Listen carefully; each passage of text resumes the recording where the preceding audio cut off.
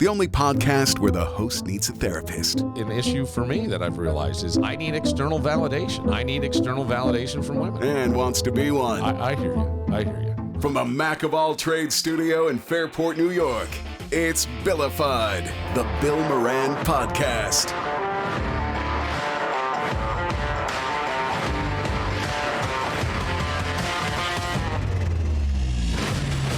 Well, hello and welcome. Thanks for getting your pot on. Thank you for telling a friend. That's how we spread the word. Growing all the time. Lots of fun things happening. We were #1 in Vietnam for... I'm not even kidding. Danny, how you been? It's been a while. Good morning, Vietnam. Yeah, I'm doing all right. How you doing, Billy? Sounds like you're in a good place, sort of. Yeah, we were talking beforehand. Yeah. Yeah, all right. Just don't plateau. Keep climbing. No, I keep climbing the mountain. I intend to, buddy. Four counts 5. I haven't been feeling well, and I can't figure out. So I there's like some June bug going around. Yeah, it's like a head cold. Yes, and I'll tell you an unfortunate story. Another one? Well, the day we're recording this, it's like a fucking wild storm outside, right? Yeah. And I have curtains and things that were flying around, and I'm trying to of outdoor curtains, right? I'm trying to get these under the thing, and I'm like, and then I'm trying to. I'm like, I should probably go see a doctor. This has been like 2 weeks now, and then I realized I can't get to the doctor until a week from today. And I don't want to say what day we're taping and all, but I'm just like, because we have a holiday, we have the weekend, so their offices are closed. Mm-hmm. And then I go Monday through Wednesday is balls to the wall for me with like every minute accounted for. And then Thursday probably as well. I don't even know. I got to figure that out. Ugh, whatever. So I'll just suffer. But I feel like shit and I look like shit. So that's how that's going. But I had thoughts, Daniel. I've had thoughts. I like sitting down from time to time and just writing things that are in my head. And I have a lot of reading I have to do and a lot of writing stuff that I have to do. So I've been, you'll appreciate this. I have the Sirius Satellite app. And why I like the app more than what you get in your car is all the not the side channels, but the extra channels. Yeah, there's like 10 times as many channels on the app than there are actually with Sirius. So I poured myself a drink and I was reading this book and listening to the station titled Perfectly Frank. Frank Sinatra. You got it. And I'm loving it. And then a song comes on, and it's called Don't You Go Away Mad. And I realized in that moment that probably the greatest time for a human being of the male species in the white shade to be alive was the 1950s. I think I heard that here somewhere. Well, it's been said. I've heard that from someone. It's been said. Because Frank Sinatra's song is where Don't You Go Away Mad is him admitting to cheating. Oh, yeah. In the song. Nah, like, I know Frank didn't write his song, so somebody wrote it. Yeah. But I don't know where the inspiration came. But the guy, he's singing the song, and the lyrics are, cheating shows and it never goes. You've got a reason to be mad, I suppose. But she only was a passing fad. Baby, don't you be mad. I go, what the fuck? Well, I think the day that Frank Jr. was born, he's out recording. According to the Frank Sinatra movie that my grandmother and I watched back in like 1993, Frank, I don't know who was playing Frank. Maybe it was Joe Piscopo. But Frank goes, I can't sing to a camera. I need an audience. Oh. So they bring in this beautiful woman in a red dress. They put her in front of the camera, and he's singing to her. Okay. Next thing you know, they're going off to a hotel. Oh, yeah. His room. Wow. He gets a phone call, and the phone call is from, I think, either his wife or somebody, the hospital saying, "Congratulations, you have a baby boy." Yeah. And he goes, "Which means goodbye for us." Like he had to show her the door, which actually showed some with restraint on Frank's part really, at that though? moment. Okay. Yes, right. Because we all now know emotional guilt. One of the worst Sinatra secrets, it's not even an open secret anymore, is Woody Allen's son is Frank Sinatra's kid. Yeah, he looks just like Frank. And then the second set of lyrics in this song is, "I understand that you feel you're quite upset. What do you say that you forgive and forget? Come on and kiss me just to show you're glad. Baby, baby, baby, don't you go away mad. Don't you go away mad." And I'm like, oh my Those God. songs used to put such a positive spin on such a negative connotation. And it worked. It worked. That's the thing. I think he followed that song up with "Bend over, baby, I got something to slide to you." I don't know. I mean, could you imagine that today? Like doing that song? "Don't you go away mad?" Like admitting cheating and like. Well, could yes, just in more blatant terms.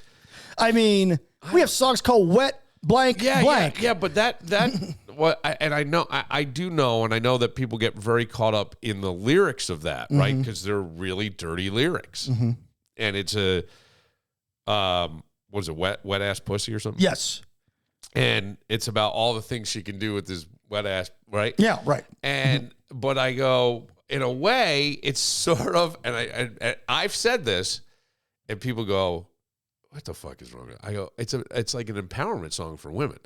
It's her. She has the power in that song. "I got the wet ass pussy, baby. You want this? You know you do." And that's how I see it.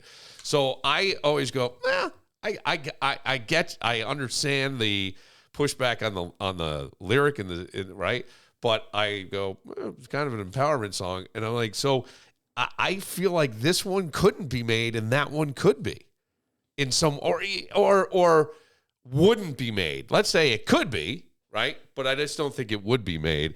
And I'm trying to think, like, Justin Jelly Roll releases this song, "Don't You Go Away Mad." I mean, I remember the Gin Blossoms doing a song on New Miserable Experience. It's the last song.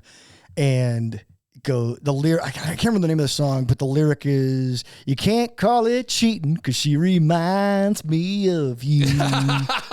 Okay. But even that's like 40 years ago, I can't 30 believe years that. ago. I know, 1992, right? 93. Okay, so we're talking over almost 40. Those are our 50s. Almost 40 years ago. Yeah.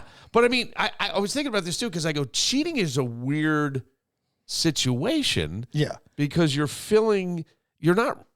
it's two people who aren't really into committing to each other, right? They're not. Yeah. They're just sort of filling the gaps in each other's lives. Whatever's missing in your life, whether it be he doesn't listen to me, she doesn't understand me, right? Yeah, about as well as a fix a flat, but sure. But you know what I mean? Like that, that's, where did that come from? Well, it came from, it doesn't work. Yes, right. But I of course it doesn't. It's a patch. Of course it doesn't work. Okay, like here's a great example. Garth Brooks has admitted to being a serial cheater on his first wife. Right. Him, not just him, the entire band. Okay. And at one point they admitted it on stage. Yeah. But he would sing songs. I think Garth may have written a few of them, but mostly he had songwriters like Chris Ledoux and others write his songs. And he would always sing about other people cheating, like from a third party experience. Yeah. But he never sang, I don't think Garth ever sang about himself cheating.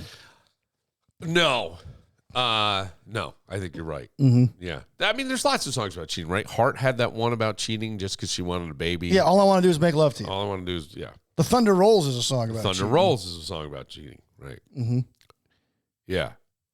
Was it Thunder Rolls about cheating? Or was and spousal abuse. Why? Because her husband catches him, and then the video, he starts unfortunately, slapping her around because she knows that he knows that she knows, and the thunder rolls. Yeah. It's right, the video is about spousal abuse. Yeah, which comes and there's cheating involved and all this other stuff. Yeah. today, if they did a sequel to that song, it would be "Please Don't Change the Netflix Password, Baby." Please don't change the Netflix password. But because most affairs are not two soulmates trying to find love, is what I would say. No, no. And nobody starts. I don't think anybody starts an affair thinking, I finally found someone. Equally unavailable and emotionally complete, this person. They're not. They're complicated. I do know a few, but too few to mention. A few people that cheated and they're still together. Yeah, I knew back that home, too. This was a normal thing. Yeah, I have a feeling where I grew in up. Small towns it is. Yes, because our societies are so small. Well, there's not a lot to choose from. Well, I'm running out of broad, so I guess it's just you. Yeah, when all of a sudden the teacher, Mrs. Brennan, became Mrs. Militello, we were like, Right. But the teachers would kind of wink, wink, nudge, nudge with the students. Like, okay, yeah, there's something going on there. It's just funny to me because I go, Frank Sinatra's out there singing testimonials before lawyers had alimony payments. You know what I mean? And you're able to write songs like that. And it's not me, baby. It's the songwriter. Right, but in the 1950s, you cheated and wrote a jazz song about it? Well, I mean, my father, when we were growing up, my father had gone through his whole wild period. He found the Lord. And then in the 80s, he cleaned up his act, Not that he had a bad act or anything. So we would be listening to country western music, WYRK out of Buffalo. Station still exists to this day. And my father goes, this is wholesome music. Why do we got to listen to this? It's wholesome music. They were singing about whiskey, women, hookers, work, trucks. Sure. This is wholesome music, but it was sung with a smile. Yeah. It was upbeat. Right. It was fun. Sure. So you could you could write a country song about it. Right. And you get away with it because it's okay. It's wholesome. It's upbeat. Like they say it with a smile. And that's how I think Frank sang that song. Yeah. Today, you'd have to delete text threads and become an expert in iPhone settings if you're gonna, you know what I mean? If there's cheating and stuff, and that's where I think people still do it. People still get away with it. We're just not bragging about it in a song.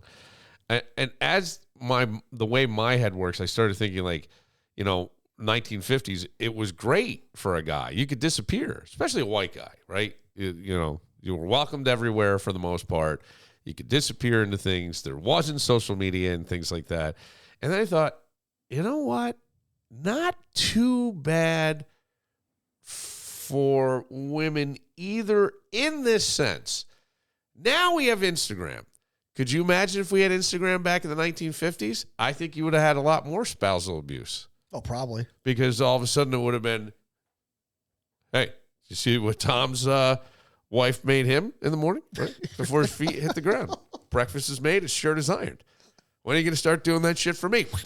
Right? You know what I mean? Oh, gosh, even the ads were directed towards, make sure your man feels like a king. Yes. When he comes home. 10 ways to make your man feel like a king. I'm not saying it was correct. Clearly. Nowadays, I'm Please don't understand that. Welcome home. You want anything? Can I massage your calves? But we even had songs about cheating. Don't you go you away, may be the victim, but I am still the king. I'm not saying there weren't songs about cheating. This is a song admitting to the person. Yes. I cheated. Don't go away, man.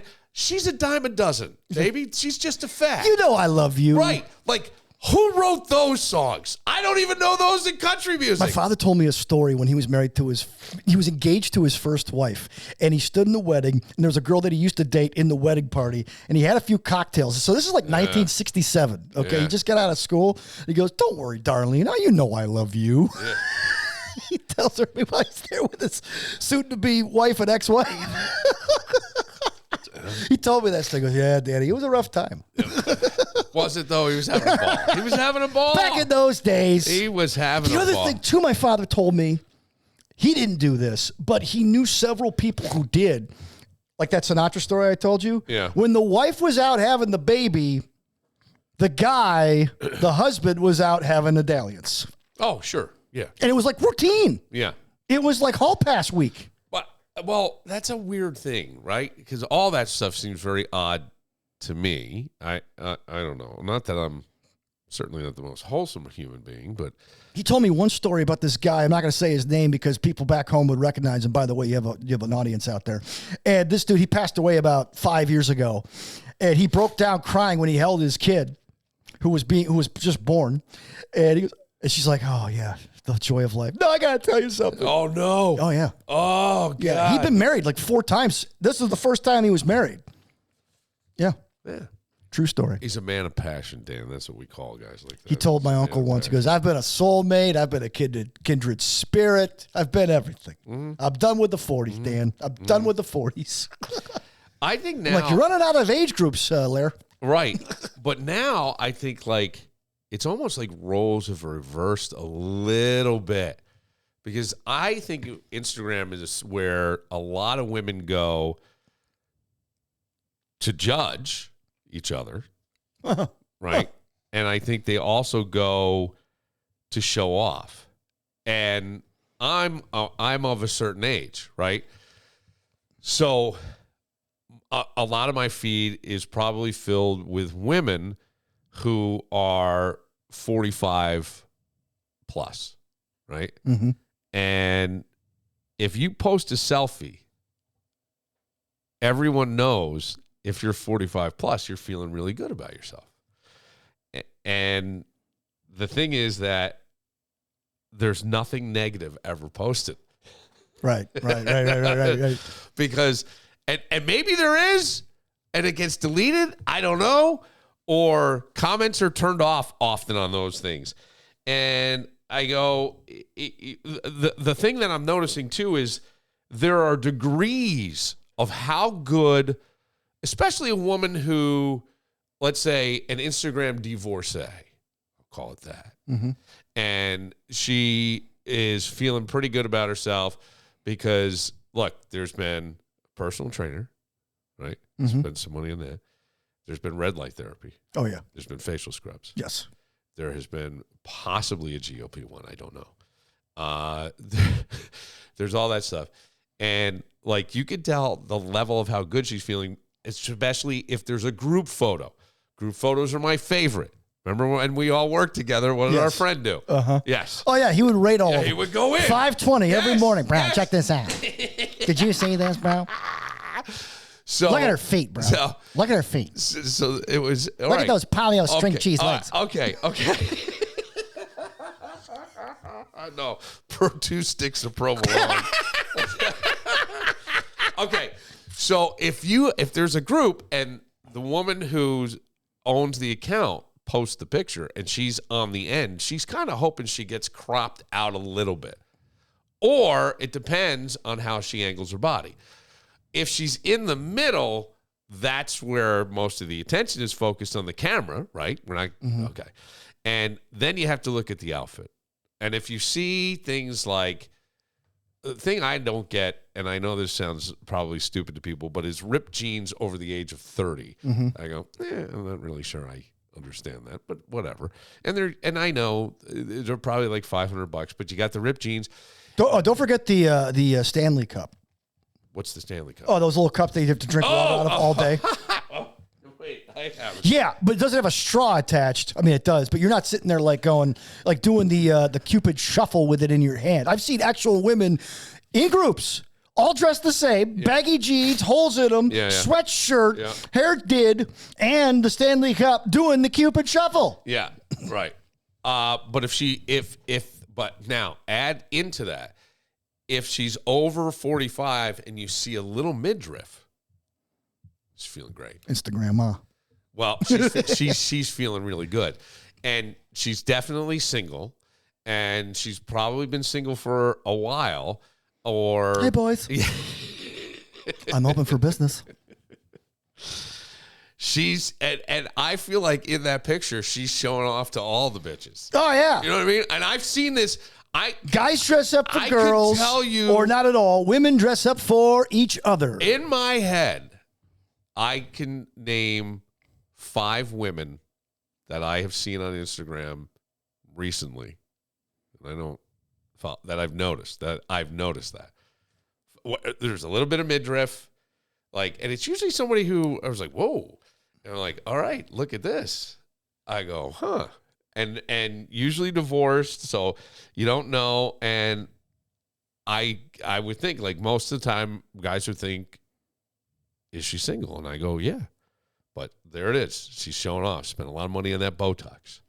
Spent a lot of money in that red light Invested, therapy. Bill. Invested. Facials. Yeah. It's all there. There's a lot of money put into looking this, and possibly a filter, maybe not. If it's a repost of somebody else in the group who took the shot and you repost it, I think you feel a little distance from it, but you know goddamn well you look good. And that's why you post it. Or you feel like you're the best one in the shot. I have seen 3, 4 of these women repost a shot. It wasn't theirs originally, now that I think about it. Yeah, they're sharing. That's right. Somebody else's photo of me. You're right. So I think there should be a song, a 1950s crooner song. You invented one? Called Instagram Divorcee. I think it'd be great. I'm just saying. I think it should be phenomenal. That's right. Here we go. Hit it, fellas.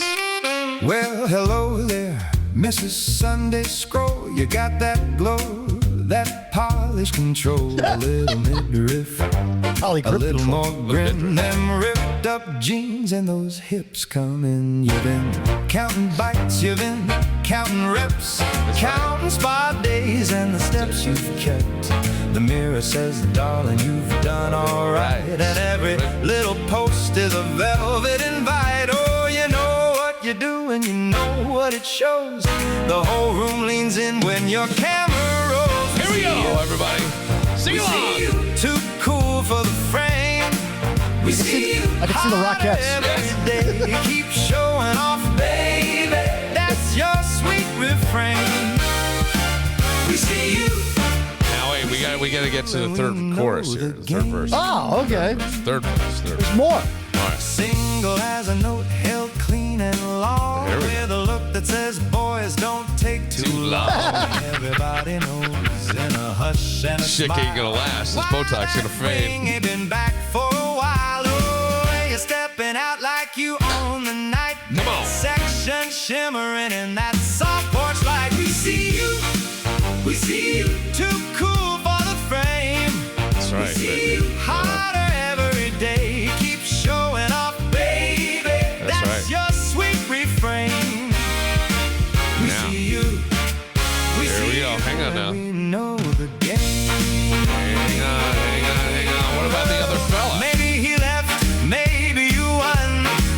Maybe you learned how to have more fun. Now you're on that feed, making hearts behave like a little gold saint with the wild new way. We see you.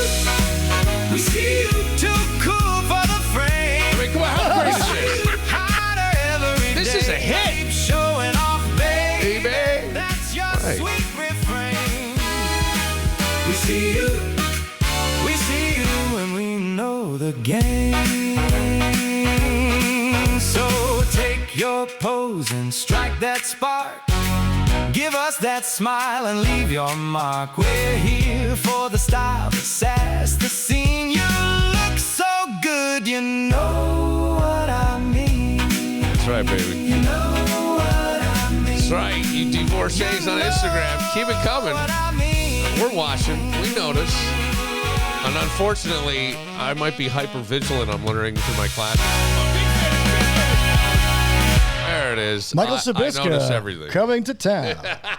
No, I'm just joking. How great is that? That would be fantastic. I would sell that song to him.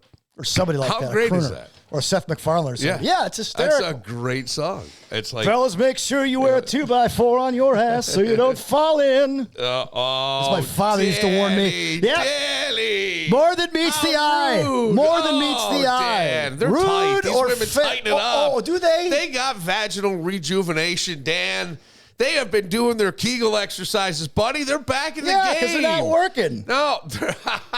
All these influencers, they're all good looking. Oh, they're all well divorced Well, I'm or not- well married. I'm not talking about influencers. Oh, I know, but I'm talking about local women who I know. I know. Like I've had several women in their 40s tell me, I go, so what do you do? Oh, I divorced well. That's awesome.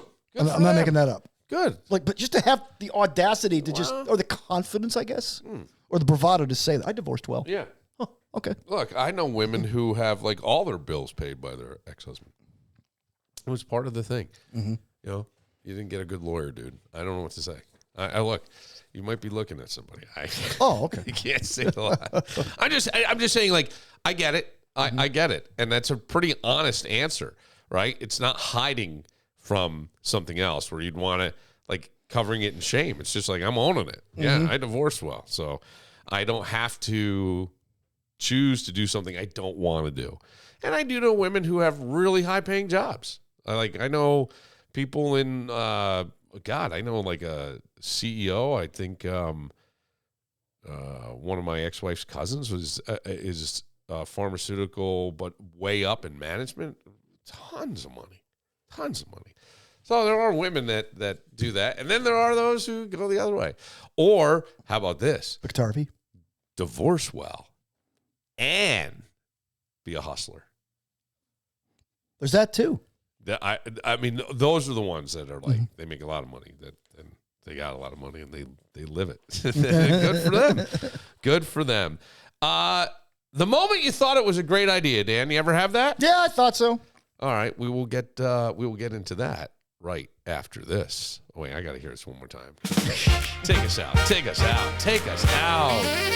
Instagram divorcee. I might have listened to this 100 times.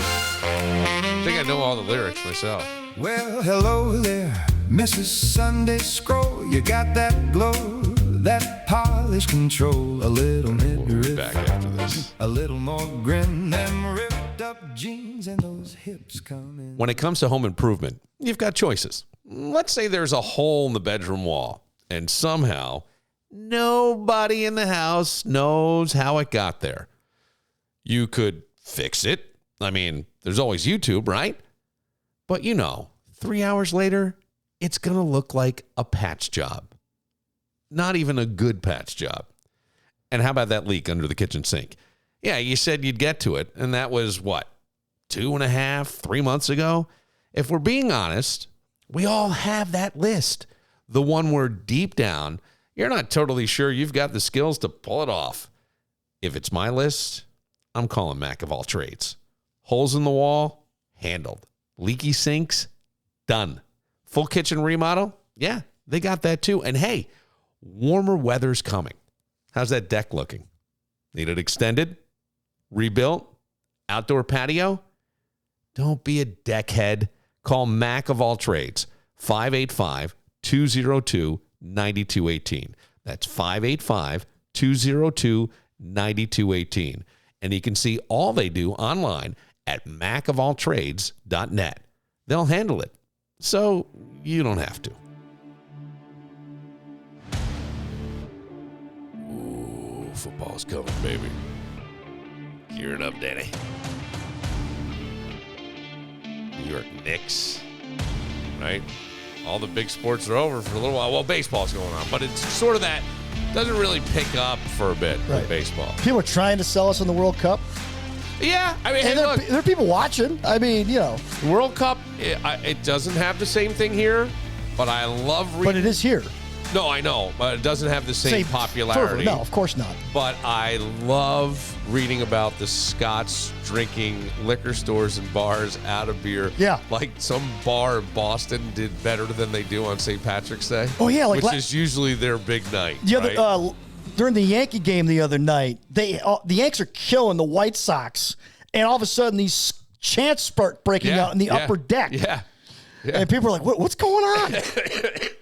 It's crazy. It's crazy. And they're showing a lot of Instagram videos of people from like Scotland or other countries out of town coming to New York delis, coming to New York, and they just love the food, and everyone's having a great time. That's what America is supposed to be all of. That's what America is.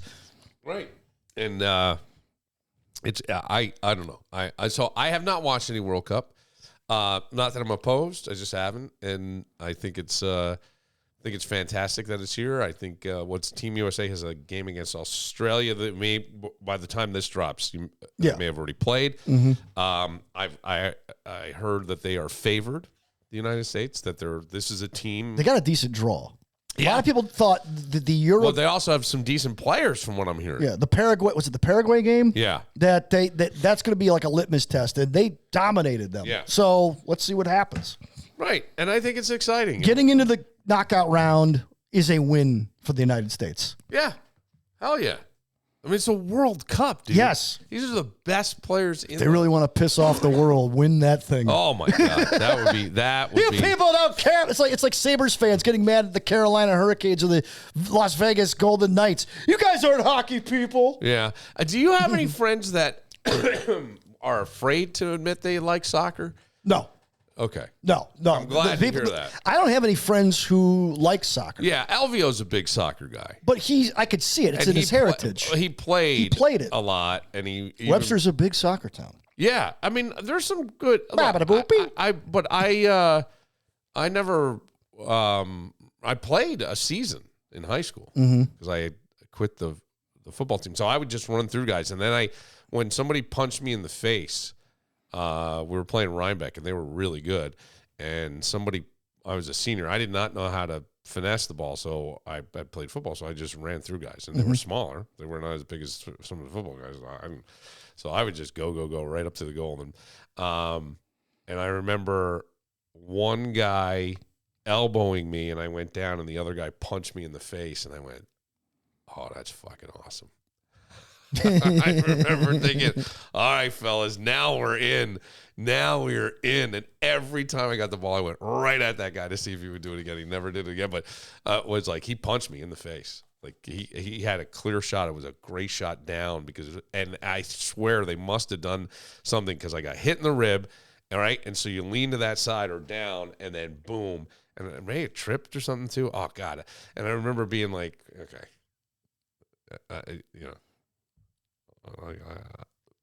here's the bad part for someone like me, and I think there are people like this. You hit me, and if you don't knock me out, you're going to kill them. I'm not going to kill you. We're going to try. Maybe depends on the thing. I'm not going to do that in a game. You have given me license in the game to fire back. No, but if it's a game, right? If it's a game, I'm not going to do it because I don't want to get thrown out of the game. Okay, but I want to get in. I want to get in your head now. I know, and that sounds like they already are.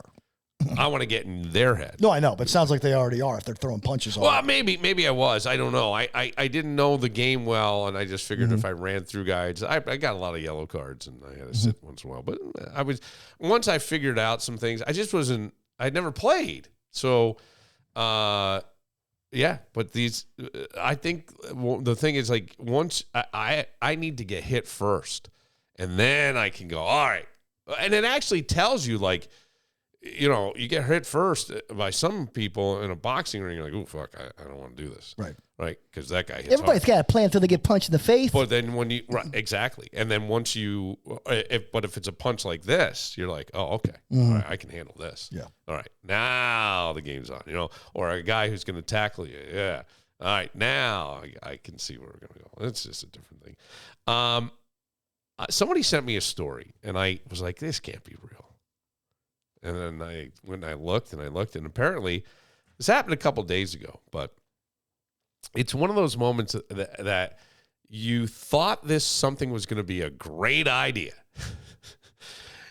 in that moment. And a lot of times it's things like, it involves substance, usually alcohol. I'll say, it doesn't have to be alcohol. It could be something else. But everyone has a story where we absolutely were convinced we were making a brilliant decision. And in hindsight, it looks like body cam footage from a swamp. With that, I give you this story of a young man. New video tonight shows a Louisiana man being attacked by an alligator while trying to escape from St. Charles Parish deputies. State police say 40-year-old Victor Rivas was driving recklessly. Okay. All right. So did you hear him? Did you hear this? You heard it, right? No, I haven't. No, I'm just saying you heard this. He's trying to escape the police in Louisiana, and he jumps into a swamp. Yeah. And gets attacked. That part I got, yeah. On I-10 near the Bonneville exit yesterday when he crashed into a concrete barrier. They say they later found him driving the damaged car on Highway 61 in St. Charles Parish. And when deputies tried to take him in, Rivas allegedly ran into a swampy area, and that is when he was attacked. St. Charles Parish deputy. So okay, so wait. Here's the world we live in now. And this is what's fantastic. Body cam footage. We have footage of everything. So the guy, the police officer is holding out a gun, and you see this dude swimming across this swamp, and then all of a sudden you see an alligator come up. It comes up, and you go, I'd be thinking, oh shit, like, is it my job now to also try to save him? Do I shoot the alligator? Like, honestly, this is that I would be surprised if that didn't run through the officer's head. Just in that, why didn't you do something? You know, the guy clearly was driving drunk, hit a thing. Then they see the car later on. They go, oh, that's the guy. Now he tries to outrun and jumps in the swamp. Here we go. The rest of the news story. He's released this body cam video you see on your screen right now. In the video, it shows him swimming in swampy waters and the gator going after him. Deputies say the gator injured both of the suspects' arms, and despite that attack, the pursuit didn't end there. And after the strike, Rivas continued to evade law enforcement and fled again. And we had to wait for him to pop out the wood line to make that apprehension. Pop out. They had to go. This guy was tough. Mm-hmm. He got in a car accident. He got chased by the cops after the car accident. He jumped in a swamp and had an alligator bite both arms, got out, and they had to get a drone to try to find him in the tree line. He's hanging out on Victor Rivas Island. That's a good one, Danny. Yeah, I'm like, that's a great, what a story. Yeah. And then you go, I can see where in that moment, great idea. Great idea for, I don't know. It's a great idea. You're going to get away with it. But that's the amazing thing about drinking. It lowers our ability to make decisions, right? But we all turn into a fucking genius. Yeah, everybody. Yeah, you get beer muscles and you get brain muscles. Yes, it's like our confidence goes sky high on these decisions that we're going to make. Like Grace and Randy once told us, what's every redneck's last words? Hey, watch this. Yeah, right. Or hold my beer and watch this. Look, a tragic story. It's a tragic story. A 4th of July story out of the South. Okay. That every year I try to find the audio of it because I am such a dick. But Danny, well, I don't want to take us off topic, but I find this video, and it's this guy, and he's celebrating 4th of July, but he's been drinking all day.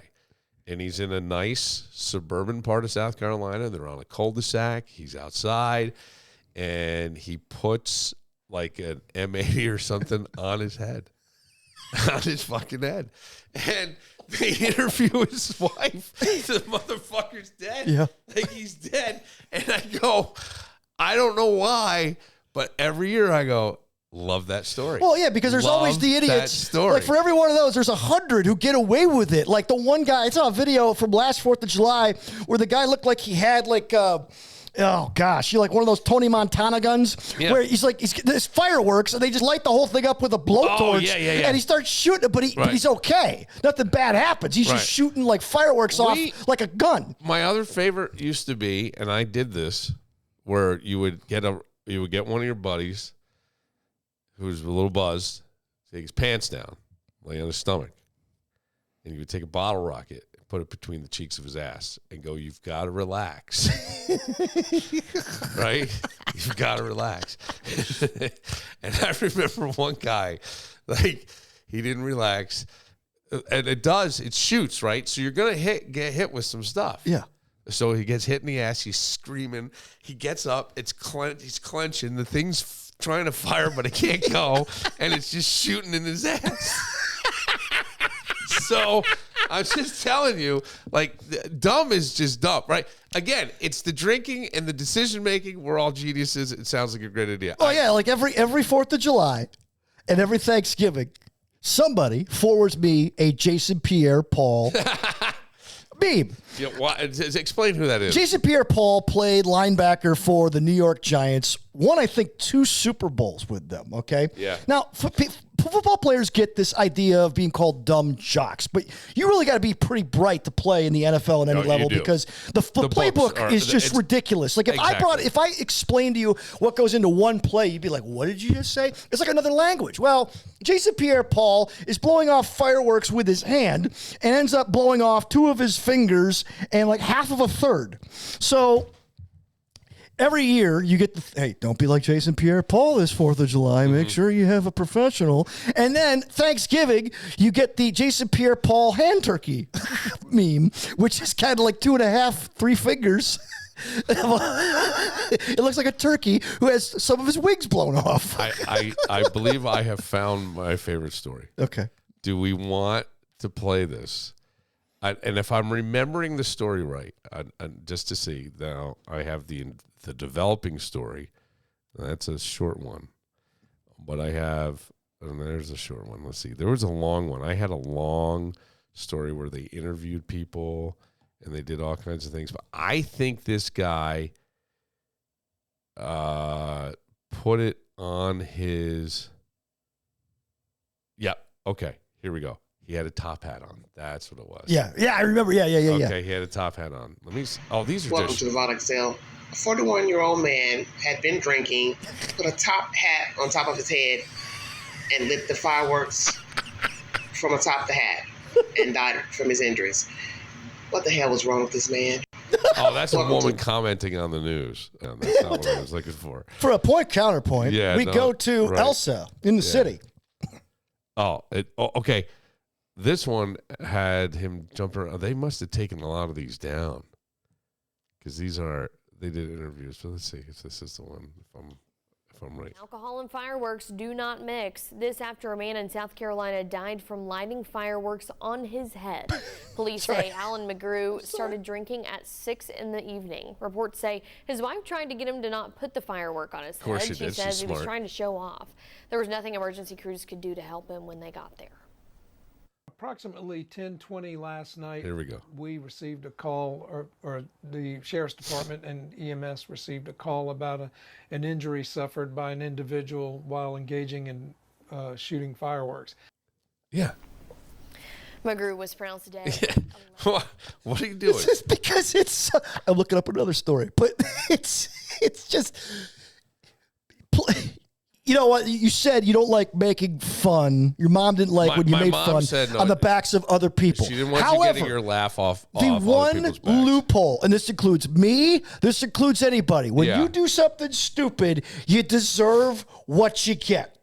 Okay? Yeah. And that is clearly one that, you like, there's this one I'm looking up right now. They've actually turned this into clothing and pins and mugs. Put it in reverse, Terry. You ever seen that one? No. Okay, I'm going to send it to you. But it's basically this kid in a wheelchair who's lighting fireworks. Now, yes, exactly. He's in the wheelchair. I can't stop. No. He's in the wheelchair. What happened? Just say it. He can't get away. The thing's blowing off. Put it in reverse, Terry. Put it in reverse. They're telling him to put it in reverse. People have seen this. Well, they've now made like T-shirts and hats. Is Terry alive? Oh, yeah, he's alive. Okay. He survives. He's not dead or anything. Well, he's in a wheelchair. Did he have legs? Yeah. Oh, I was going to say. Maybe he didn't feel it. Yeah, I'll have to show you during the break. Oh, my God. That's Put it in reverse, Terry. Put it in They made it into a meme, T-shirts, hats, mugs. Yeah. But your rational mind... I may just buy the shirt now that I've seen it. This is where, like, we laugh, right? Mm-hmm. I laugh. And there's I don't know how old that guy was who died. He was in his 40s. But I laugh, and I laugh, but I can see my kids, like, getting drunk and thinking it's funny. And something happened. Yeah, that's why I didn't have kids, so I can make fun of situations. No, but you understand what I'm saying? Like, I can see this, and to me, it's anybody who just thinks, "Hey, why this is so fun?" Because we all think we're all in control, no matter what. Right. And the more alcohol you consume, ironically, the more in control you feel. Even though it's the total opposite. Right. Sober you, I should think this through. Drunk you, I thought this through. Put the firework on my forehead. I put let's buy a jet ski. I bought a jet ski. I don't know. All these dumb things that we do, that's just what we do. Like last 4th of July or last 3rd of July, my brothers were both lighting off fireworks, and I went and sat with my wife and my brother's wives. I'm like, why aren't you with your brothers? I go, they're lighting fireworks. Oh. Do the math. Oh. They go, what do you mean? I go, dude, who's the smartest guy in the family? The guy sitting right next to you right now. I don't know what's going to happen. The wind blows, that thing tips over, dude. Were they drinking and you don't drink? Yeah. Now, everything turned out fine. Yeah. They knew what they were doing. Right. But all it takes is one One, accident, and all of a sudden the Borellos are on the freaking news. Nobody ever says, I had 6 drinks, and man, does it help me think strategically. You know what I mean? And they just never do that. No. I have not heard that. No. I haven't. I've heard quite the opposite. I've heard of ideas of the 3-cocktail lunch on Madison Avenue leading to great advertising ideas, but that's on paper. Well, that's 3. We're talking like 6, Yeah. I mean, no one's drinking 6 martinis and then going to a fireworks display. I've heard I've had 6 martinis and wrestled a shopping cart, but I haven't heard a great idea. And this is like, and I can think of myself like in just bad decisions. I think every human being has had a lot of alcohol and woke up and went, oh my God, what did I do? Right? Or looked in the bed and went, oh shit. Right? I mean, I can think of multiple women probably over the years. Maybe. I should be careful. Found out some people listen to this. Oh, okay. Right. That's good. No, it's a great thing. That's good. But there are people I didn't know were listening. Like, yeah. Oh. It's okay. It's fine. I don't know. But you look back and you realize that wasn't destiny. That was tequila and yoga pants, guys. He decided to go home, and it's never. There's this great song by the Brothers Osborne, and it's their one good song. The rest of their songs are kind of meh. I mean, they're playing like New Year's Eve shows on CBS just to give you an idea like where their careers have had the last 15 years. But there's this one song that they've done. Blame the whiskey on the beer. Blame the beer on the whiskey. Yeah. Blame the night. It's like I'm just guilty of a damn good time. Yeah, sure. Yeah. Well, I mean, that's what happens. But like, and by the way, everybody. Oh, it ain't my fault. That's what it's called. It ain't my fault. Basically, alcohol made me do this. Every guy, I'm thinking, has that one relationship where his friends all looked concerned.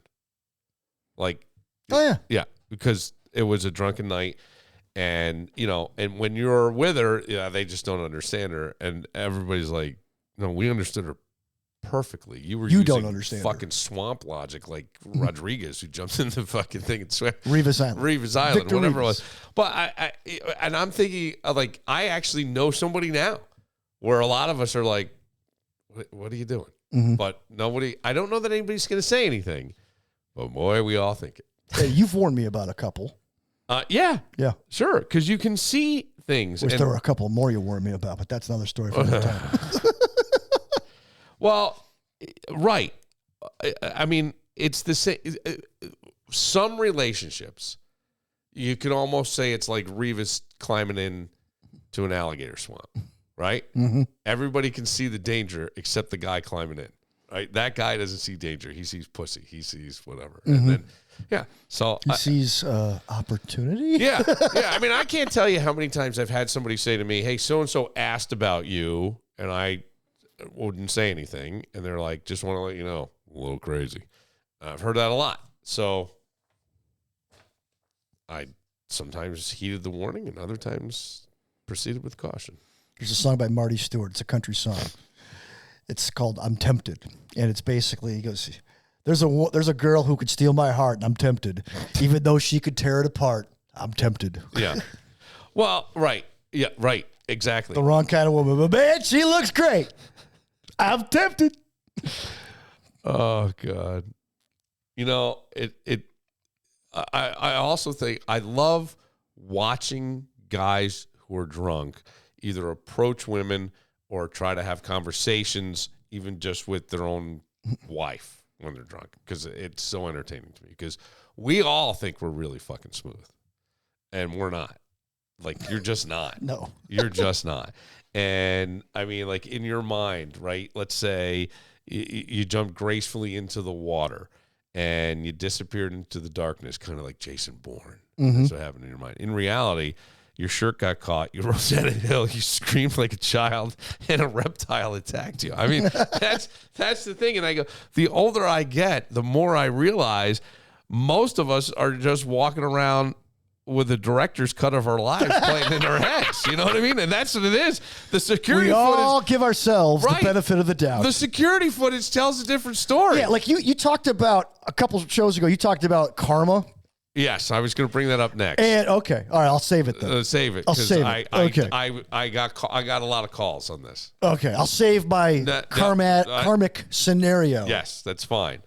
Yeah, I mean that's the thing, and the security footage of our lives now tells a different story.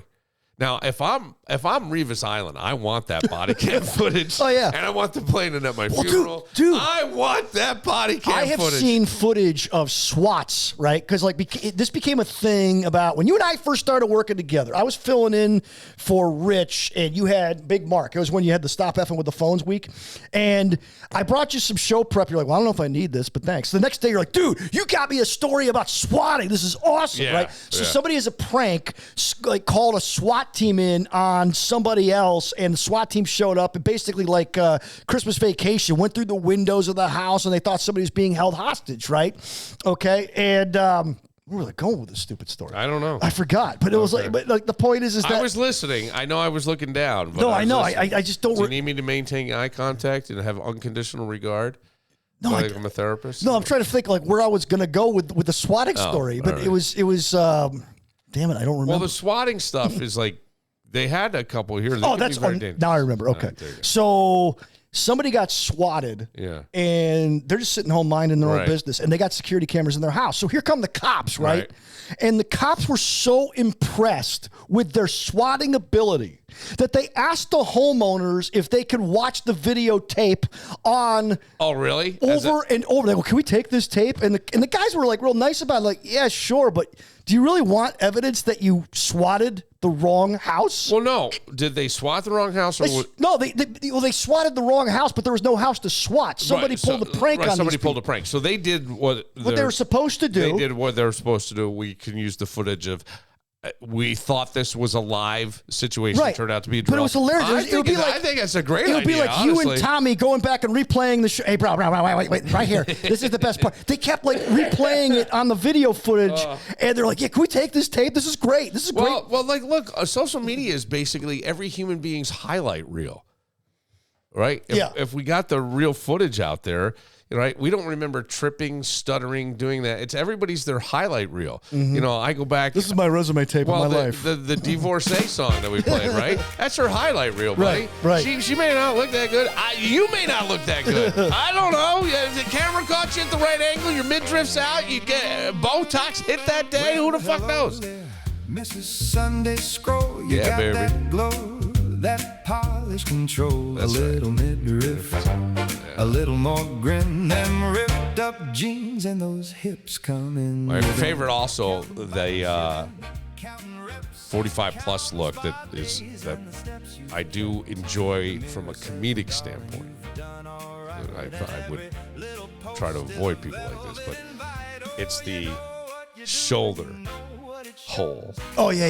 You know what I mean? Yeah. Like you get the shoulder hole there, and they get a little bare shoulder out there. I was like, oh, showing some skin today. It's like these women, like, remember that scene in Dumb and Dumber where Jim Carrey's standing at the bar in his orange suit and he's putting his butt out there to make sure that Mary sees it? Yeah. That's kind of what it reminds me of. These ladies. Exactly. Just a little shoulder. I think our friend in Louisiana has a lesson, right? Yeah. Because most disasters don't start with one giant bad decision. It's a series of little things of, I got this. I know what to do now. Right? I got this. I'm going to put the firework on my head. I got this. Yeah. Mentos. Right? Yeah. It's like a Mentos commercial. No, maybe it's not an alligator, but it's something else that figuratively or literally bites you in the ass. You know what I mean? It just is. And you got to realize we've all had moments in life where if somebody had rolled the footage back, we'd realize we were only about, I don't know, 3 bad decisions from Revis Island on our own. Yeah. I would just say if your escape plan involves a swamp, you've officially run out of good ideas. That's all I can tell you. That's all I can tell you. It's like Thomas Sowell said, there's no such thing as solutions, just trade-offs. You just ran out of good ideas. We're going to do karma. Okay. We will get into that. I can't wait. No, I'm not a karma guy. No, I will go back and say what I said. Okay. And then we can even have Dan came as the grammar police, which I appreciated. I appreciate it. I did appreciate it. Mm-hmm. I went. And you know why? Because I made the same mistake once. That's how I remember it. Well, we'll explain it all. Okay. Right after this. You ever notice how people drive around with a garage full of junk while complaining they're broke? If you don't have any friends that do that, it might be you. How about that rusty grill? Maybe you got a pile of copper wire or a random chunk of metal that's been sitting behind the shed since the Clinton administration. Yeah, all of that is money. And that's where Premier Metal Recycling comes in. These guys know value, like real value, not internet math, actual cash value. Whether it's scrap steel, copper, brass, aluminum, Premier Metal will tell you what it's worth and put money in your hand. Honestly, it's one of the few places left where cleaning out your garage can actually pay off. They have 2 convenient locations, 909 West Linden Avenue in East Rochester and 11 Carn Street in downtown Rochester. You can also check daily pricing and exactly what materials they're buying at premiermetalgroup.com. Or, if you're feeling friendly, give them a call directly at 585-436-4020. Premier Metal Recycling.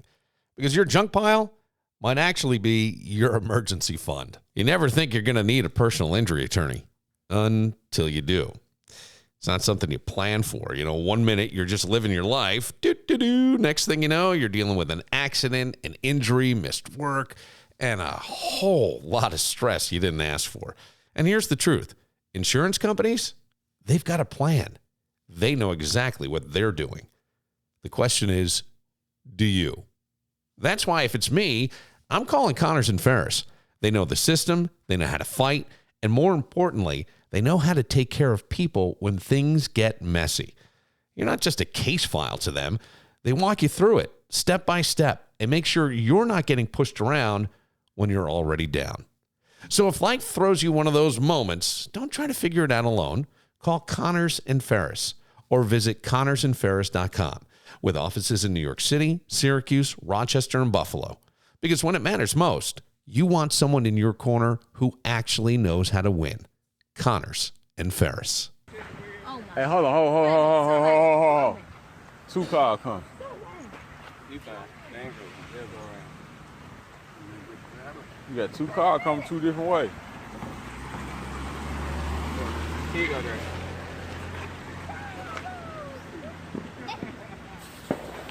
Bag up, Terry. Put it in reverse, Terry. Put it in reverse. Oh, Lord, Jesus. Oh, Lord. Oh, Jesus. What you doing, Terry? Terry, what you doing?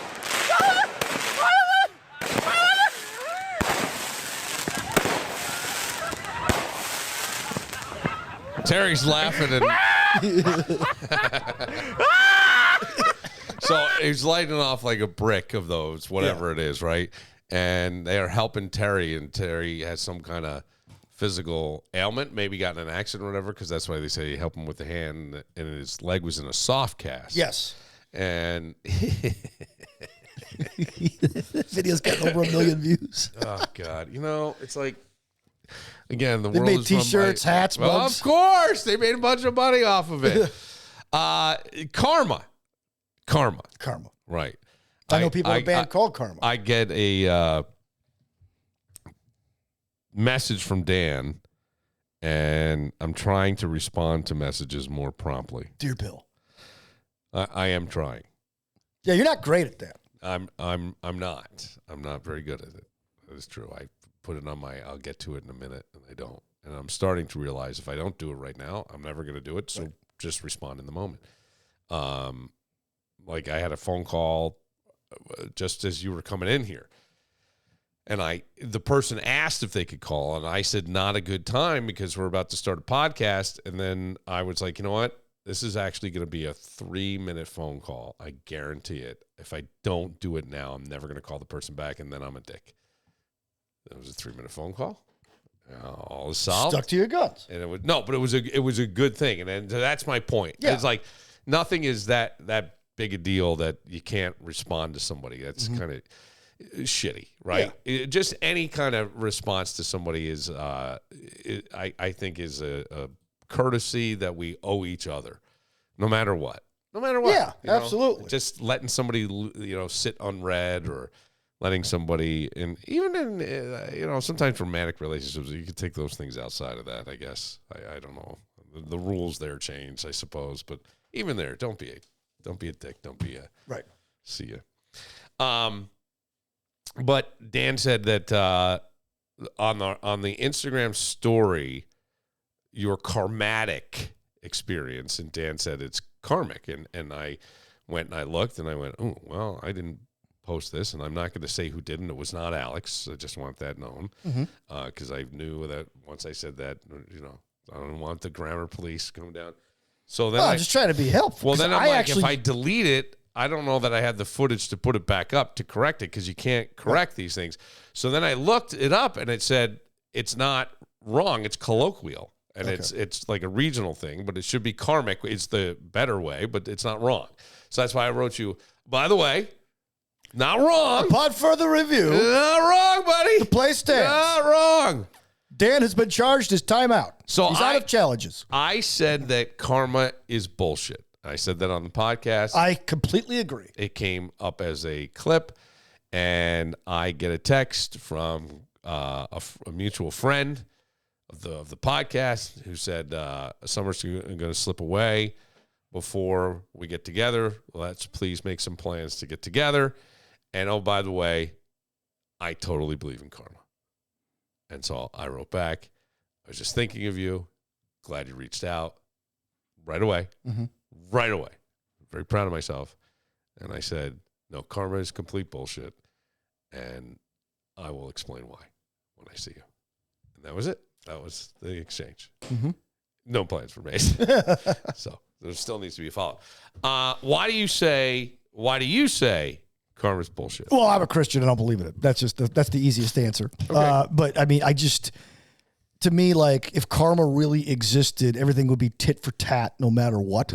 And so everybody would just... If karma were real, there's people walking this planet that would have been hit by lightning 17 times by now. Yeah, Come on. Yeah. I mean, it's a joke. My theory on karma is the people who use it only expect good karma for themselves and only wish or expect bad karma for everybody else. Yes. Which to me is like defeats the entire purpose of the concept to begin with. Yeah. That's why, that's the main reason. Well, I mean, Jesus is the main reason. That's the second other main reason. Well, okay. So I think that there are people who will say something like this. Remember that guy who cheated on me? Karma. No, wait. Hang on. Oh, sorry. You got to let me say. Back up. Go ahead. What happened? Go ahead. Oh, and let me rephrase this. Take Wait, two. I need to rephrase it because I'm talking as though it's somebody else, but I'm going to talk as it's me. Talking about karma. Take two. Okay, action. Ready? Hey, Danny. Yeah. Remember that chick that cheated on me? Yeah. Her boat blew up. Oh. Yeah. Fucking karma. Well, that's the other thing. What? It's like never evenly weighted. Well, I mean,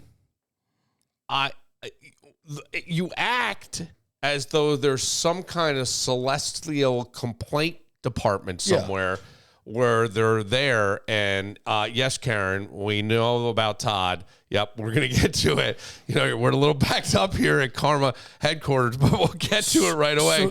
Actually, you know what? We have an opening next Tuesday on our schedule. We will make sure that he hits a pothole and blows out a fucking tire. So I don't know. Somebody we used to work with once told a karma story. And the story was when he was in high school, he participated in the musical Annie, Get Your Gun. And apparently in this high school, you had to dress up as the character you played on the Friday of the opening night of the musical Annie, Get Your Gun. Okay. So he was dressing as one of the characters. And one of the football players made fun of him and tripped him and called him a name because he was dressed like one of the characters. Well, guess what happened to him? Yeah, he lost both of his legs in a farming accident. Karma. Okay, I'm okay, what? Oh my God. That's not... Could you tell me who said it? Morning guy. We didn't work with him. However, we worked in the same company as him. Yeah. He's still on the air. Okay. At the same company we worked with him at. I don't know. Don't say anything. I don't know. I really don't. Okay. Know. I'm completely blank. Okay. I'm works with a woman. No, it's okay. Who's don't say anything. Okay. Don't say anything. I'm fine. I'm fine. Okay. Oh wait. Yeah. Really? Yes. That guy? Yeah, I didn't think he would be in a musical. No. I don't see him as a musical guy. No. Oh, that's weird. Here's what I think with karma. This is why we hear about it. Because I think as human beings, we need life to make sense.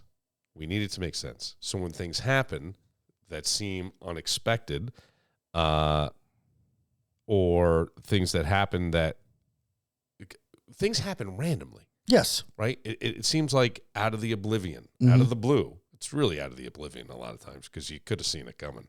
Right? You know what I'm saying? Like, you could have seen it And it's going to fade into Bolivia. Well, you know what I mean? I mean, like, I'm going to jump in a swamp and I'm going to do that. I'm going to go on Instagram and show some midriff in my 40s and my teenage daughter's going to scream at me going, Mom, what do you think? You could have seen it coming. Yeah. Right. Okay.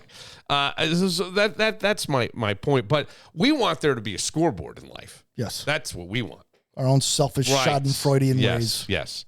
And, we want the good people to win. We want the bad people to lose. And the unfortunate part is sometimes some really wonderful people get cancer and sometimes some real assholes win the lottery. That's what I tell people. That was my cancer joke that you told me I couldn't tell. What was that? That, you want a cure for cancer, everybody just become an a-hole. Yeah. Because a-holes never die of cancer. Oh, I didn't. You're like, I don't think that's a good idea. I didn't understand the joke. Maybe I just didn't tell it right. You didn't, because this is the first time I think I understood it. Be an asshole. Cancer doesn't go to assholes. It usually goes to a-holes never die. Yes. Right. But I would say, here's my thing. For anybody who's going, no, there's karma out there. There is. Okay. The universe seems wildly unconcerned. Let me say that again. Mm-hmm. Wildly unconcerned with our moral bookkeeping. They don't care. Right? What morality we think is there. And if karma were real, I just think that there'd be more people hurt. Man, who the fuck knows what would happen to you, karma person? Right. Right? But I don't know. You can think of somebody that deserves to be walking down a street and have a grand piano fall out of a window from a 5th story and land on them, but it's never going to happen. No. And the thing is, like, you burn so many calories there. It affects you. Right. It burns through you. But the way some people talk about karma, like, karma will get them. Like, that's going to make me feel better. Right. Does that make your life any better? Well, I don't know. Any more peaceful? Any easier? Right. It's like karma's not Amazon Prime. I ordered karma. It's coming overnight. You know what I mean? It'll be delivered in 24 hours. I don't think the universe cares.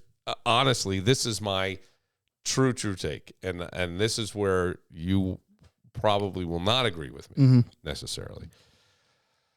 I don't believe that the universe cares whether you're good or bad. I think that you come here and you get to have a human experience and live a life, right? That there are lessons in the life for your inner being. That are lessons that you can learn here. And I think that the lesson, to me, is about keeping your vibration higher. And that the higher your vibration is, the better you're going to do in this. It doesn't mean you're not going to be an asshole to people. Doesn't mean you're not going to be a jerk. I love throwing out President Trump to people, especially people that hate President Trump. I love saying to them, because you can't argue this. His entire existence has always been talking about how great everything he did was, or it's the biggest, it's the best, we created, whatever it was. And you can tell me, well, he went bankrupt. Well, he did this. Okay. But he also has golf courses and things all over the world. He's got businesses. I'm not saying whether he's a good person or bad person. What I'm trying to say by that example There's also differences with corporate bankruptcy and all that other stuff. Yeah, right. But my point is, the universe, I really believe there is no, it doesn't matter if you're good or you're bad. It matters in what do you truly believe? What do you really believe? And when I say that, I don't mean like, well, I believe in God. No. What do you believe in your core about you and what you're doing? Do you believe that you can have whatever you want? I'm not saying you can't, again, it's not magic. You got to do the work, but you got to do the work and not worry about the how. That's the difference that I think that people don't understand with this. I really do. Because we want karma, because we want a scoreboard, we want justice, we want to make sense of this stuff that makes no sense in our mind. But a lot of times we're going through life with blinders on, and the point is, I like to say, people go, came out of the blue. No, it didn't. It came out of the oblivion. You weren't paying attention. I guarantee if we go back in your highlight reel, or the real footage, not your highlight reel, but we'll go back in your life's... we're going under the hood. Your life's doorbell camera, and we're going to find what you didn't see coming because you didn't pay attention, because you're not tuned in. And that's the thing. And I know that you have a deep and an admirable belief and love of Jesus and God. And my thing is, I believe that Jesus was a wonderful teacher who has said, you can have everything I have. You can be exactly like me. You are of the Father. You are of the Creator. You are of that. You could, if you tapped in, could heal. You could. But we don't, because we're so caught up in this, how we've been conditioned. Yeah, we've all believed that, no, God, I can do better. No, I don't even think that. Oh, I think so. We've been conditioned to, I think that if you go back and you really, really looked at your own existence and went, what was I told when I was a kid? What were you told? And those things become your beliefs, right? I got to do this or I'm going to get punished. I got to do this or I'm going to do, or this is going to happen, or I'm going to go to hell. Or if I step out of line, dad loses his mind, whatever. I'm not saying your dad. I'm just saying in general. Yeah. Right. So all the way through. So we're conditioned. We're conditioned. And then we wonder where anxiety comes from and why all this shit happens and blah, blah, blah, blah, and why we're always worried and we're chasing, when in all reality, one of my favorite Bible stories was always the storm with the fishermen, and they're losing their mind and they're trying to wake up Jesus and he's asleep. Think about how tired Jesus was when that happened. But he raises his hand and goes, I got it. Relax. And my point is, every single one of us could do that. You're not going to agree with that, but that's what I believe. I believe it's all in you. You have it. So when we turn around and go karma, it's not to weaponize things. You're here to learn to manipulate energy. You can either be this. I believe this. I totally believe this. This is an actual philosophical thing that I really believe. I wonder if the creator is actually water. If everything has come out of water, all of life, we all trace it back scientifically to water. I wonder if the great creator is made out of water.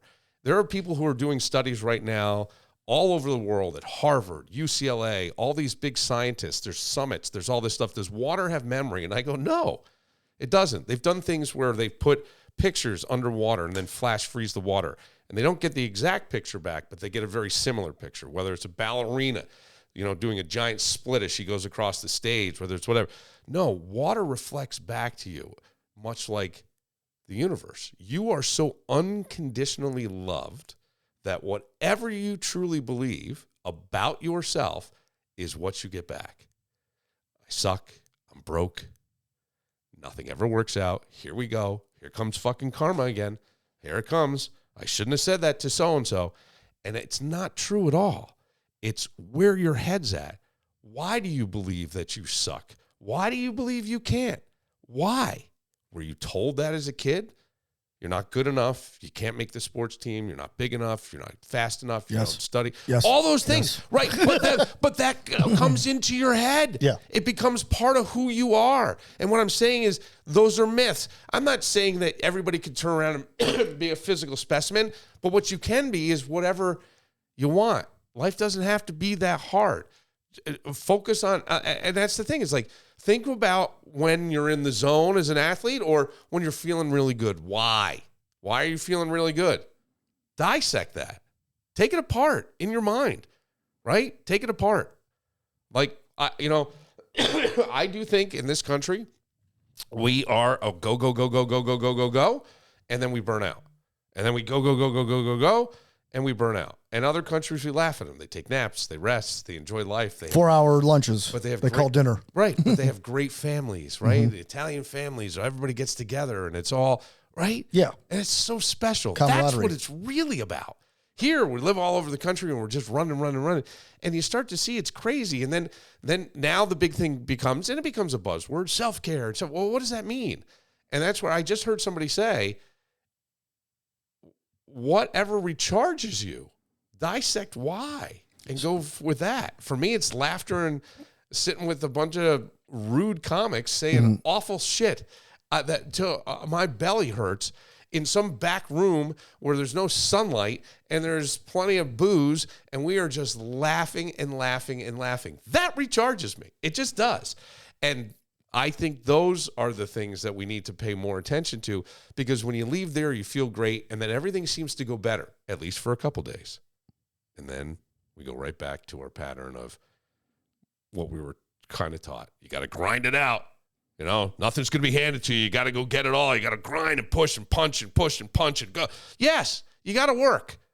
But you can either be miserable, you can be happy, or you can be an enjoyable person to be around, or you cannot be an enjoyable person to be around.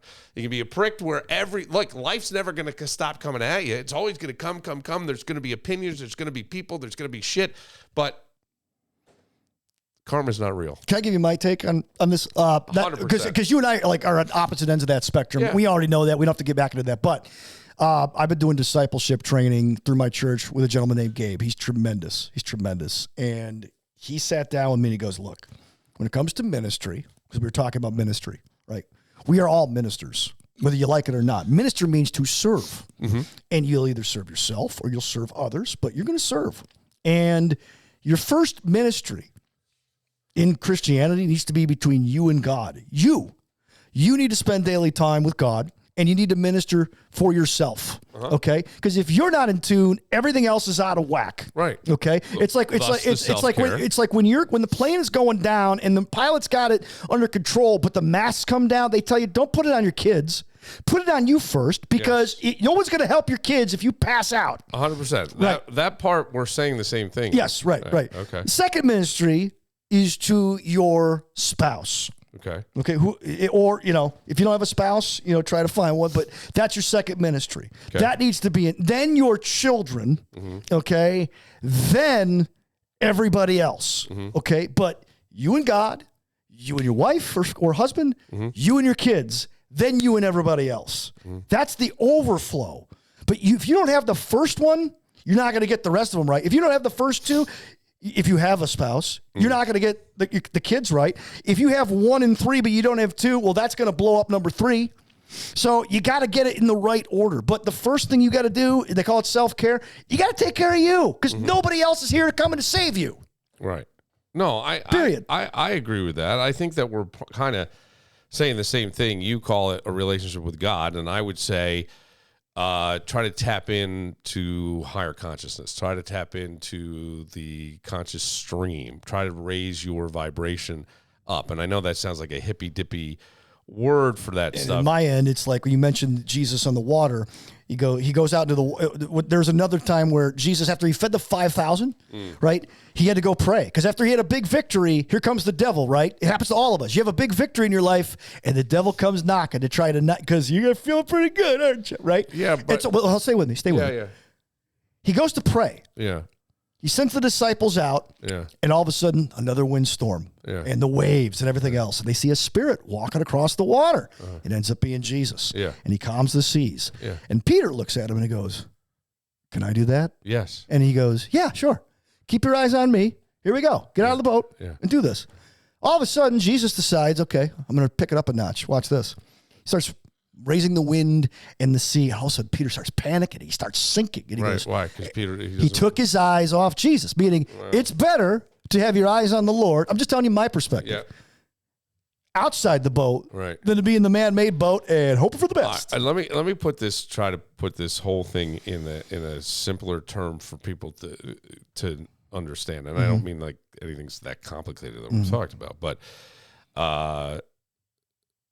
what I see in that thing is there is a part in the Bible where Jesus is very angry and he says to Peter, you could move mountaintops. You could literally physically have a mountaintop and move it. It's in the Bible. I don't know exactly where. If you believe. But if you believe, people have interpreted that to be if you believe in me. And my thing is, no, if you believe, you can. If you believe, if you've tapped in enough, he was pure positive light and energy, right? So keep your eyes on me and we take that as we have to keep our eyes on Jesus. And I'm saying it's as, because if you look down, you're not going to believe what you're doing and you're going to sink. So look up here. I'm doing it. Believe that you can do it. And that's how I take that. Maybe I'm misinterpreting it. I don't know. But I would say if you have ever noticed people who believe that everyone is going to screw them over, right? Mm-hmm. We all know somebody that they're going to get screwed over in some way, right? Or that one and this one, I'm going to sue this guy and I'm going to do this. And they usually are always surrounded by conflict. Why? Because they're defensive, they're suspicious, they're reactive. Paranoid. And I think they create. What I'm saying is we create our own circumstances. So when you do that, but why are you that way? Because what happened? Maybe there was a traumatic event that happened that made you lose your trust, or you saw something happen to your dad or your mom. I don't know. But I think we create everything we're afraid of, right, in those things. And it's not because karma showed up. It's because our beliefs became our reality. And a belief is just a thought you think over and over and over.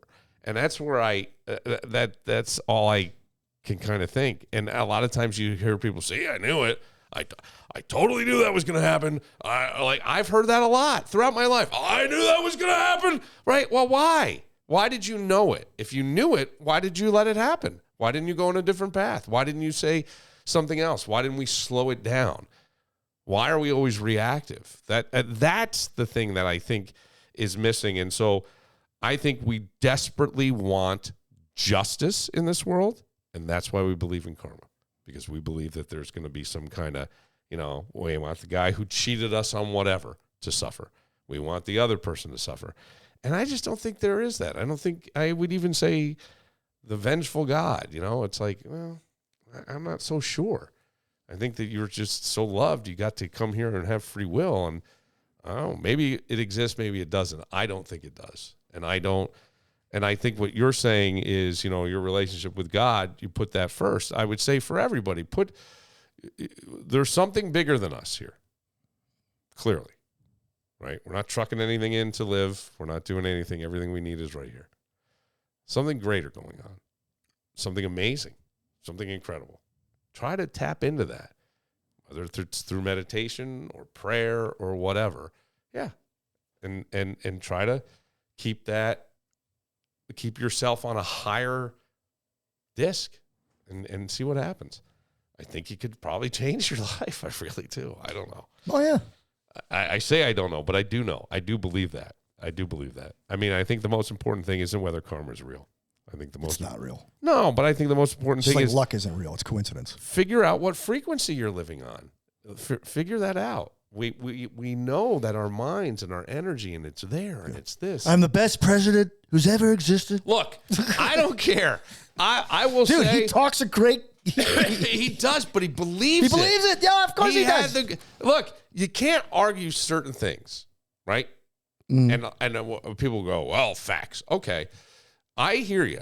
There's a lot of things. There are nuances there are personalities. We don't have to like the personality. We don't have to like the thing. That's not what I'm saying. I'm just saying he believes he's the biggest and the best. Does he say outlandish stuff? Does he say things about his weight, like he's this, and then all of a sudden you'll go on, you'll see like, DK Metcalf, who weighs the same as Trump. And, I mean, come on, right? And those things are funny, and I get it. But it's people who are just so caught up, they want to be angry. Oh, hold on a second. If we're really being honest, I'm not going to say it doesn't directly impact our lives, but it doesn't directly impact you driving whatever freeway is outside your county, right? Mm-hmm. It doesn't, for the most part. I will miss when he's out of office because he says it's the funniest stuff in the world. But as a human being, I can understand there are many flaws that we see in our own moral code. What I'm saying is I don't believe the universe has a moral code. I think it's an energy thing, and he believes he's the best. And look at this stuff. He had the number one reality show was his when it was on NBC, and it was good. It was a good reality show. I mean, right? You're fired. Right? All these things. But Cuba tried to go up against me. I killed him. Look, Branson tried. I killed him. I can't say Jeff Probst. I killed him. I can't say right. And he says these outlandish things, and some of it I think he says it tongue in cheek, and yet we take it seriously. What did he say walking into the G7 summit last week? He said something to the effect of "I'm the boss." Yeah, and everybody laughed. But people will get pissed at that. But there is probably a real belief in that man that he's the boss. Do you know where he got his cues from? You're gonna laugh. George Steinbrenner. And who was he referred to as? Probably. The boss. Yeah, I absolutely. But Steinbrenner was another one. Yeah. He believed that he made the right decisions. Always. He had an iron fist. We can say that. But that's all I'm saying is like he believed. My kid had a conversation, was very upset, and said to me, you don't understand because you knew what you wanted to do from a young age. And I said, yeah, I did. I wanted to be on the radio. I loved hearing the guys on the radio. I made the biggest meatball in the parking lot when I was a kid on a top 40 station. And I go, well, you can get paid to do this shit? Oh, this is phenomenal. And then as I got older, I'm like, wow, I can say a lot of this stuff. And I get to make fun of the very people who now are telling me I got to do my homework and I got to stand in line and I got to dress a certain way. And I go, hey, this is awesome. That's why it was very attractive to me. I wanted to be on the radio. The way you got on the radio was you mailed in a tape. They would listen to your tape. Mm-hmm. Well, if you ever worked in a radio station, back when there were cassette tapes, I know I'm older, they don't. They just would, all right. But, there were, and some people did get hired that way. Most of the time, most of your hiring and most of your things in life is your connections. My thing was, how do I get my foot in the door?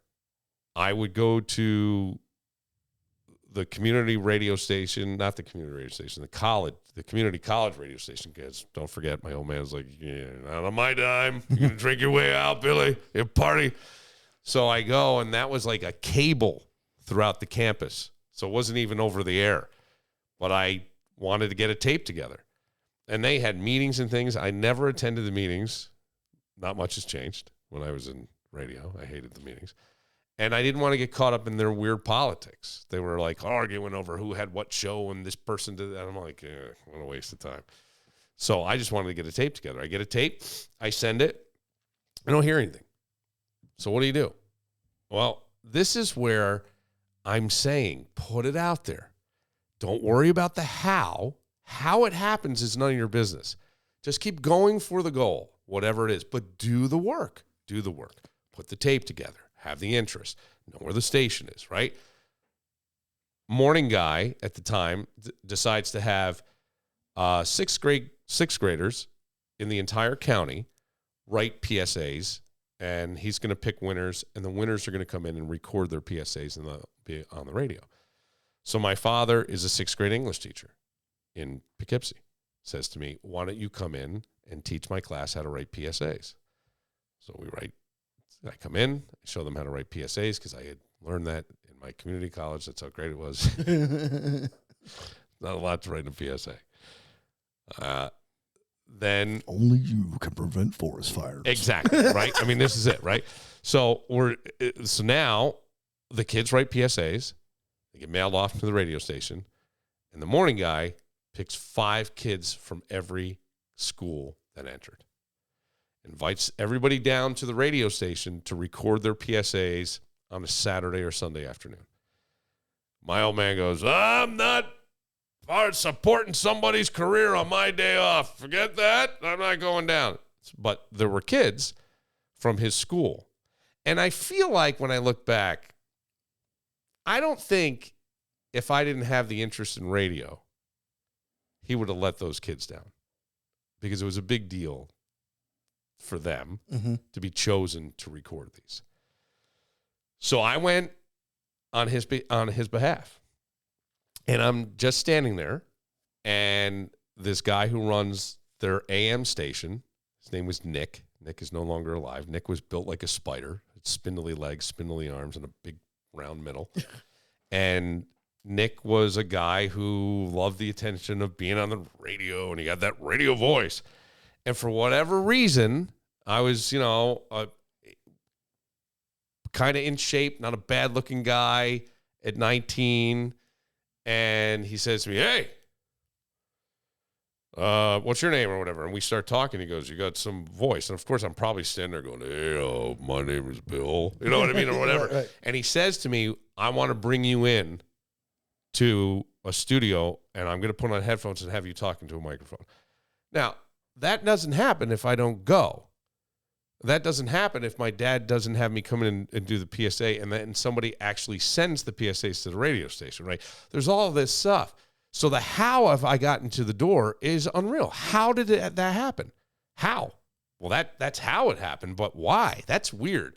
So the guy brings me in that afternoon and says, why don't you come back Monday morning and I'll put you on WEOK, which was literally on the other side of the window from the station I wanted to be on, which was WPDH, a rock station. Well, that's how it happened.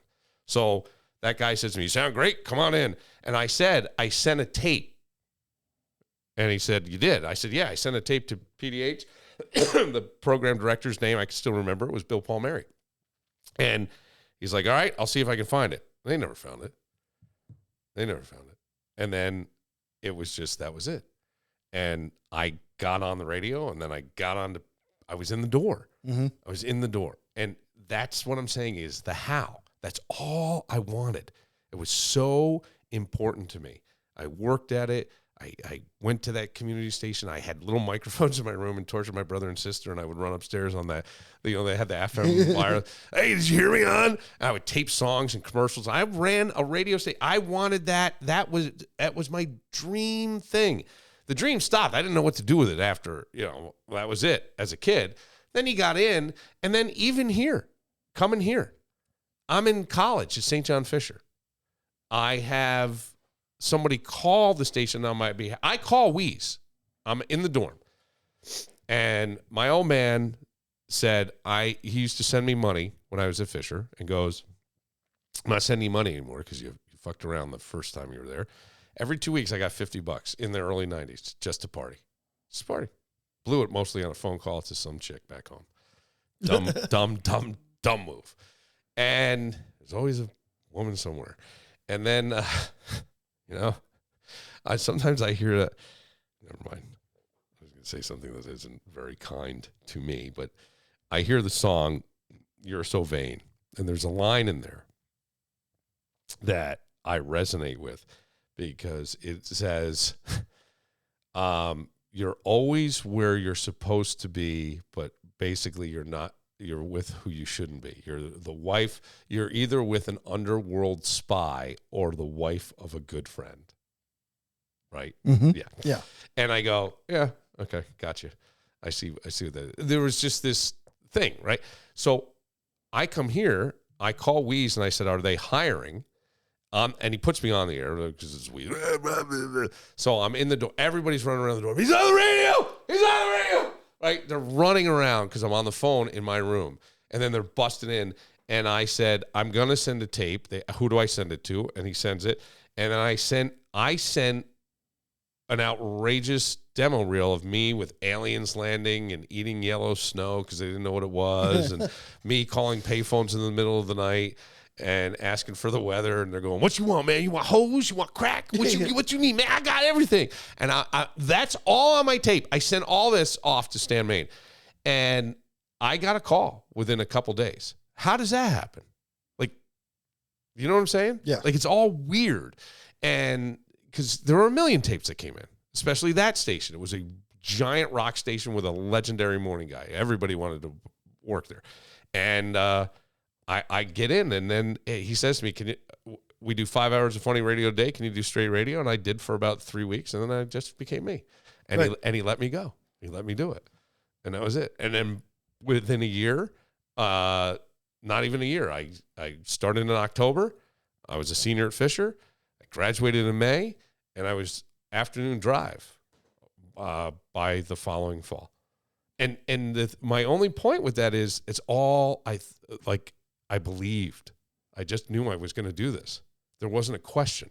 I just knew it. And I think that that's how most people are successful. Yeah. I really do. For the second Woody Allen reference today, yes, 90% of life is showing up. Yep. There you go. Sorry. That went longer than I intended. That's all right. And I apologize. That's okay. But I think we're talking almost the same thing. Yeah. You and I. Different I see perspectives, it as the but the universe. You see it as God. Mm-hmm. That's all. Same thing. Have that relationship. Tap in. Whatever that is. Tap in. Tap in. Mm-hmm. That's it. Tap in, Danny. Good to see you, Danny. You too. For Dan Barilla. For Greg Connors and his karma belief. Oh, it's Greg. Oh, shit. I didn't. I didn't think it'd be Greg, but I interesting. gave it away, didn't I? I gave it away. Oh, I totally slipped. I'm Bill Moran. Hopefully, if karma doesn't get me, I'll see you next time.